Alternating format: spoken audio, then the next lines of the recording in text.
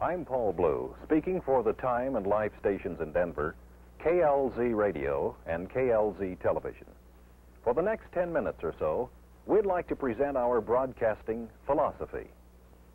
It is our fundamental belief that television is, in addition to being a magnificent entertainment machine, a significant illustrator of our times.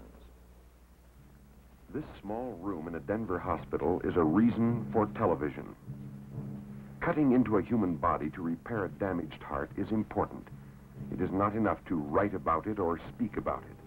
Being there to see and to hear, to feel an incredible tension, is a meaningful experience. It is a miracle that belongs to the times. Watch a fragile life being saved. Await each flutter of the lungs, every throb of a weakened heart. There is something here that adds an unforgettable dimension to life experience. This is not a lofty or a smug illustration. This is not razzle-dazzle. This is not showmanship. It is a method of communication that has evolved from more than 37 years of broadcast experience in Denver.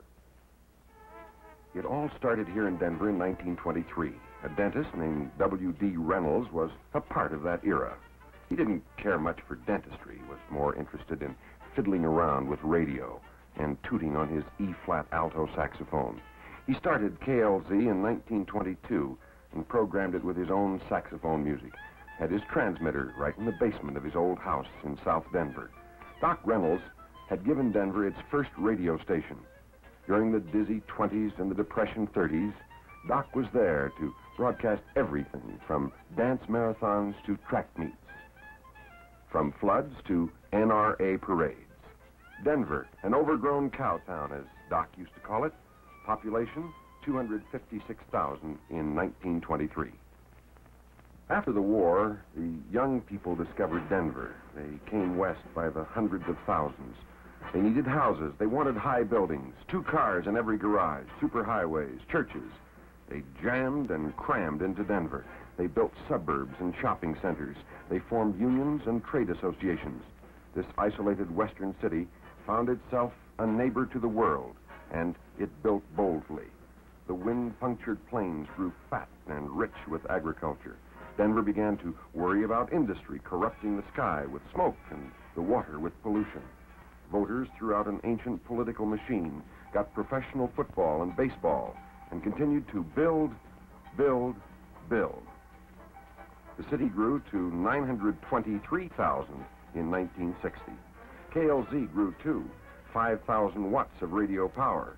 And in 1953, we added the 2 magic letters, TV. 5, 6, 7, 8, 9, 10. Let's go, honey. Keep going, baby.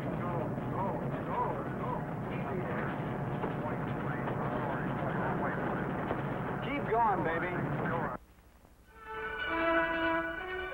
We have an especial interest in the big bird, the Titan. The Martin Company is building it here in Denver. In 3 documentary programs, we followed it from production line to firing at Cape Canaveral, Florida. But while the significant is beguiling, we can't neglect the routine, the day-by-day reporting of spot news on both radio and television. Here's the story. Apparently, 2 men were practicing takeoff and touchdown landings at Lowry Field on their east-west runway. Somehow they did touch down, going westward, but the plane crashed in the backyard of this home. We're not far from Lowry, and possibly you KLZ listeners can hear the sound of the planes in the background as they idle and some of them taking off, too. Nobody can give an exact cause of the accident. We suspect there will be an investigation by Lowry, as is normal in the case of military crashes. Sometimes this routine coverage will lead us beyond the story itself. This is the first court trial ever televised in the state of Colorado. The dark-haired boy with the crew cut is John Gilbert Graham. You remember him. Planted a time bomb in the suitcase carried by his mother on a United airliner. A few minutes later, his mother and 43 other persons were dead, blown to bits in the northern Colorado sky. The opinion is that the airplane was destroyed in the air as the result of an explosion. KLZ had requested permission to broadcast and televise the trial. Permission was denied. We hit the air with a series of sharp editorials, got the Colorado Supreme Court to consider our case, and won a revision of Canon 35 of the Judicial Code of Ethics. And Colorado was one of the first states to permit television, radio, and photography in the courtrooms. Day by day, we like to keep close to our audience to make our programs two-way streets. There's a nightly radio show called Party Line. Good evening. Hello there. This is the Party Line. Good evening, sir. Where is our spunk? Why don't we have a man in the White House that's got a good Teddy Roosevelt fist or a Franklin Roosevelt? These ridiculous arguments about politics and that, they just don't make any sense. And furthermore, on some of these remarks on the Party Line, what this country needs is a good 5-cent mouthwash. Good night, sir. And a sprightly morning show with Art Gow. Hello there. Art? Yes. I'd like for you to play Yellow Rose of Texas for Floyd Pippin Jr., stationed over in Germany. Oh. His birthday was the 12th of October. I see, okay. And I want to also play for Sharon and his dad, Floyd Pippin, and his mother, Ruby Pippin, and Okay. Bobby and Ricky, and his grandpa, Tom Pippin. Fine, we'll do them all. Okay. Thank you. Bye.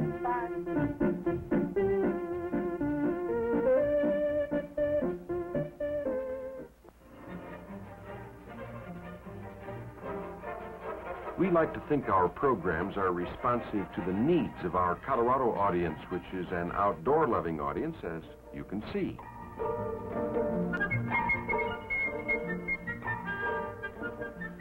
Broadcasts of Denver University hockey, the team that beat the world champion American Olympic team. We believe in the open-end concept of TV interviewing. We have a no-nonsense local columnist named Max Goldberg to fire the questions. How many electoral votes do you think Senator Kennedy will get? I don't think I dare speculate about that. I have not had a conspicuously successful record as a prophet on elections. We are genuinely proud of our awards. We have them for showmanship, for audio and visual coverage of news, for medical and science reporting, for our contribution to the religious life of our city. We have the George Foster Peabody, 2 DuPont Awards, the Paul White Memorial Award, more awards in every category than any other broadcast facility in the nation.